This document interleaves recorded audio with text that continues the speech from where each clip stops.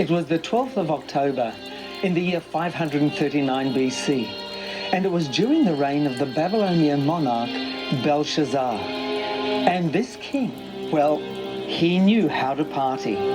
He liked to party, and one night he organized a big party. In fact, the chapter that tells his story begins with a party. Belshazzar the king made a great feast for 1,000 of his lords and drank wine in the presence of the 1,000. While he tasted the wine, Belshazzar gave the command to bring the gold and silver vessels which his father Nebuchadnezzar had taken from the temple which had been in Jerusalem, that the king and his lords, his wives and his concubines might drink from them. His lords, his wives, his concubines, not only drinking wine, but drinking them from the sacred vessels that had been part of the ancient Jewish temple in Jerusalem, pillaged decades earlier by his father Nebuchadnezzar. Using the very vessels consecrated to the worship of the true God, they offered praise to the pagan gods of gold and silver. They mixed the elements of the worship of God with pagan practice.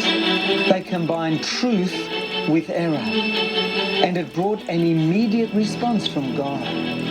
Amid all the sacrilege and revelry, an event occurred that brought all festivities to a halt. In the same hour, the fingers of a man appeared and wrote opposite the lampstand on the plaster of the wall of the king's palace. And the king saw the part of the hand that wrote. If you ever wondered where the phrase, the handwriting on the wall, originated from, well, here it is. No question.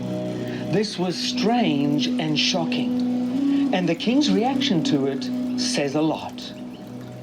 Then the king's countenance changed, and his thoughts troubled him, so that the joints of his hips were loosened and his knees knocked against each other. Does that not sound like a guilty conscience, or what? Belshazzar knew he'd been rude and defiant to God, and so he was anxious and worried about what the writing meant. The king called for the wise men of Babylon to interpret the writing. And he was so desperate for an interpretation that Belshazzar promised whoever gave it to him would get a lot of rewards, including to be third ruler in the kingdom. However, none were able to. The queen, seeing the king's consternation, then told him about Daniel. She said that he definitely could interpret this writing for the king. So Daniel was called in, and the king, after flattering him, offered him great rewards if he could help. Daniel, however, cut straight to the chase, saying that he had no interest in any reward. After chiding Belshazzar for his arrogance and for his blasphemy by parting with the sacred vessels, Daniel then interpreted the words, the writing on the wall, saying, and this is the inscription that was written, Mene, Mene, Tekel, Upharsin. This is the interpretation of each word. Mene, God has numbered your kingdom and finished it. Tekel, you have been weighed in the balances and found wanting. Perez, your kingdom has been divided and given to the Medes and Persians. Talk about direct and to the point. And sure enough, just as predicted, Belshazzar's reign ended that very night when the Medo-Persians overthrew the city. Mighty Babylon had fallen.